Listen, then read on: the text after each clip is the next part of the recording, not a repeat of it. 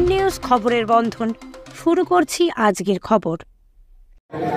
প্রদেশ কংগ্রেসের রাজভবন চলো অভিযান। বাংলার কংগ্রেসের বেহাল দশা ফুটে উঠল যুব কংগ্রেসের ডাকে। আরজি কর কাণ্ডের ন্যায় বিচার, বেকারদের চাকরি, মণিপুর সরকারকে বরখাস্ত সহ একাধিক দাবি নিয়ে প্রদেশ কংগ্রেস সভাপতি শুভঙ্কর সরকারের নেতৃত্বে রাজভবন চলো অভিযানের বেহাল দশা।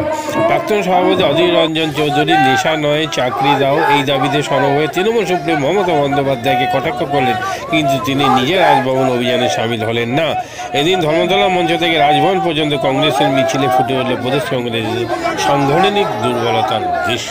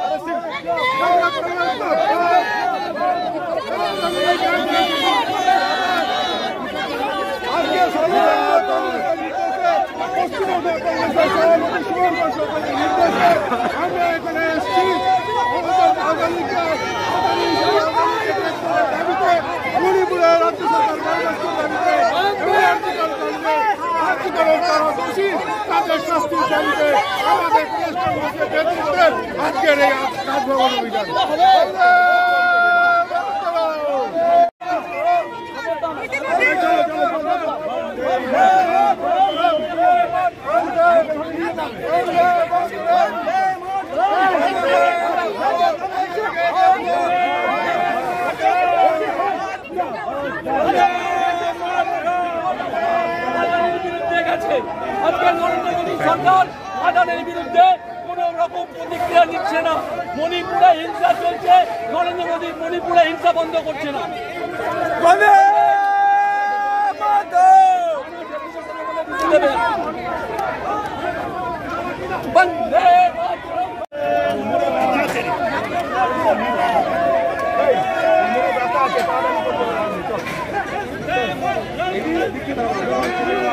ছবি তো তুলতে হবে না।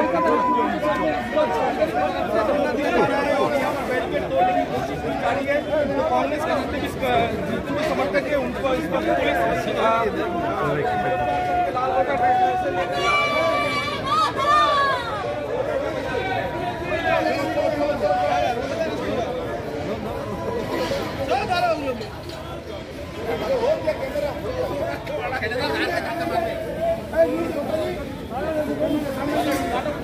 দাদা দাদা ও দাদা প্লিজ ভাই, আজকের এই রাজভবন অভিযান কিসের কারণে? বন্ধন নিউজ থেকে বলছি। রাজভবন আজকের অভিযান হচ্ছে আমাদের প্রাইম মিনিস্টার বিজেপি সরকার যে শেয়ার কেলেঙ্কারি করেছে তার প্রতিবাদে আজকে রাজভবন অভিযান।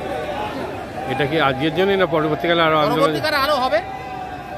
এটা কি রাজ্য নেতৃত্ব বা এআইসিসি যেভাবে নির্দেশ দেবে আমরা সেইভাবে এগোবো। পার্লামেন্ট তো বয়কট হয়ে আছে, আপনারা জানেন। আপনার নাম আর ইয়েটা বলুন। আমি কাজী আতাহার।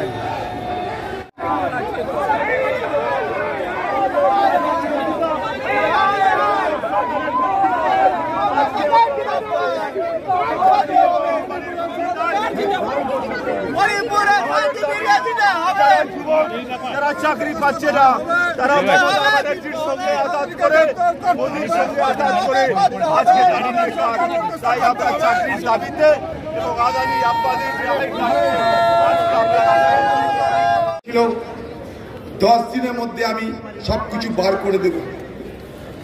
সেদিন বাংলার মুখ্যমন্ত্রী বাংলার মানুষকে কথা দিয়েছিল, একজন ধরা পড়েছে, আরো 4-5 জন এক সপ্তাহের মধ্যে ধরা পড়বে। আজ বাংলার মুখ্যমন্ত্রী কি বলছেন? সেদিন আপনারা এটাও দেখেছেন, যখন সারা বাংলা বিচারের দাবি করছে, সেই বাংলায় মানুষের ক্ষোভকে প্রশমিত করার জন্য সেই বাংলার মানুষের ক্ষোভকে দুর্বল করে দেওয়ার জন্য সরকারের মুখ্যমন্ত্রী, সরকারের পুলিশ মন্ত্রী সে নিজেই মিছিল বার করে বিচার চাইছে।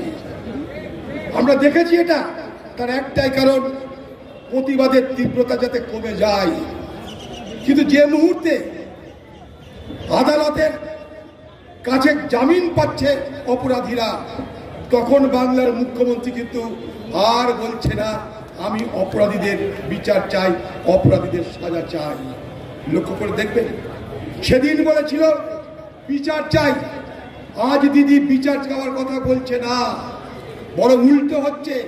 তৃণমূলের নেতা নেত্রীরা প্রতিদিন তারা ডিফেন্ড করছে কি বলে, যে কলকাতা পুলিশকে তো দায়িত্ব দেওয়া হয়নি, তাই কলকাতা পুলিশ কিছু যায় আসে না, সিবিআই পারেনি, তোমরা সিবিআই কাছে বুঝে নাও। এটা কোনো সরকারের যুক্তি হতে পারে? এটা কোনো সরকারের যুক্তি হতে পারে? আপনার রাজ্যে ঘটনা, আপনার রাজ্যে ধর্ষণ, আপনার রাজ্যে খুন, এক বৃহৎ চক্রান্ত, আপনি সব জেনে শুনে চুপ করে থাকবেন, সমস্ত দায়ী দায়িত্ব ছেড়ে ফেলতে চাইবেন, কারণ সিবিআই তদন্ত করছে এই অজুহাতে। ছেলে রাজভবনের সামনে চলে গিয়েছে। এখানে যারা আছেন আপনারা জানেন, আমার আগের বক্তা, আমাদের সবার নেতা, সর্বভারতীয় নেতা, প্রাক্তন প্রদেশ কংগ্রেসের সভাপতি, পার্লামেন্টের বিরোধী নেতা শ্রদ্ধেয় অধীর চৌধুরী মহাশয় তার বক্তব্য শুনলেন। তার আগে বন্ধুবর যুব কংগ্রেসের প্রাক্তন সভাপতি অমিতাভ চক্রবর্তীর বক্তব্য শুনেছেন। এখানে উপস্থিত আছেন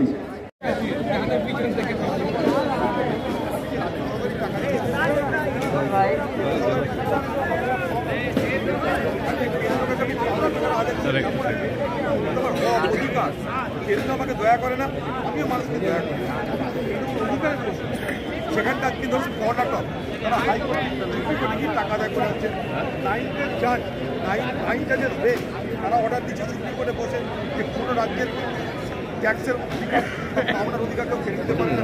আজকে হেমন্তরে 1,43,1.43 লাখ, মানে 1,43,000 কোটি আদায় করার জন্য অলরেডি পশ্চিমবঙ্গ সরকার যাচ্ছে না কেন?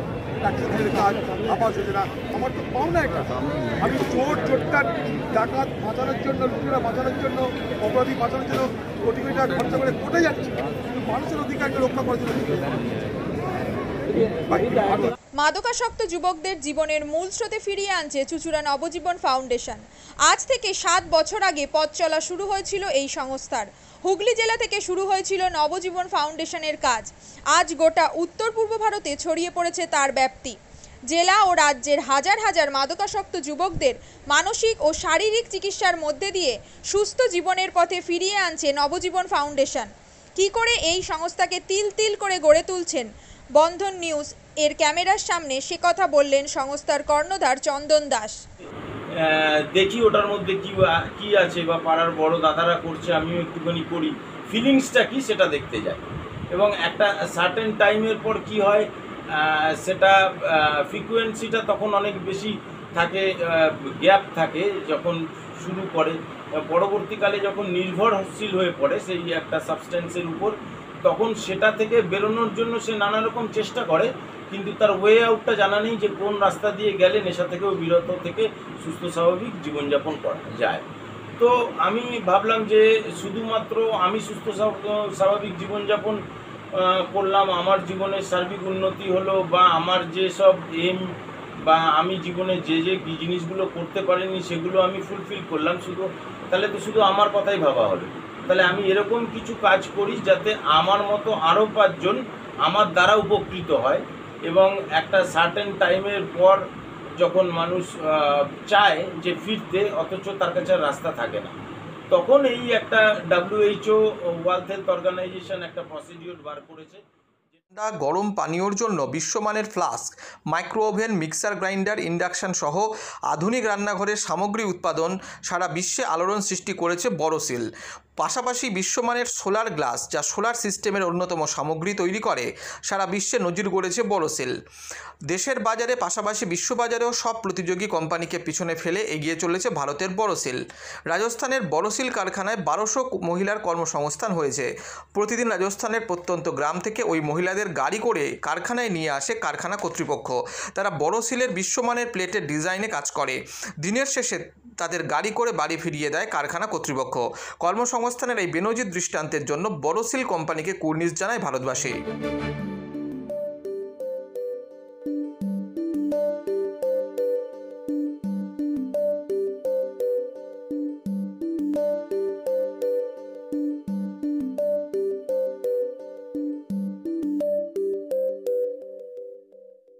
At Borosil, our products touch our customers' lives in many ways.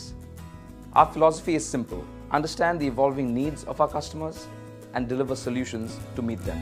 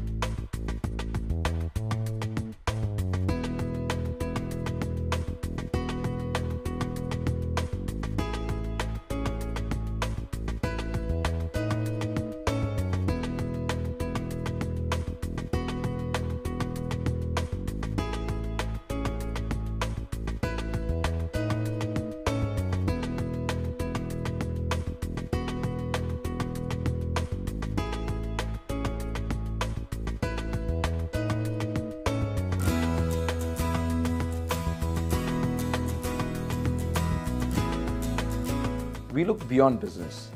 We promote green energy as well as provide healthcare and education for the underprivileged. In fact, this has been our heritage at Borosil.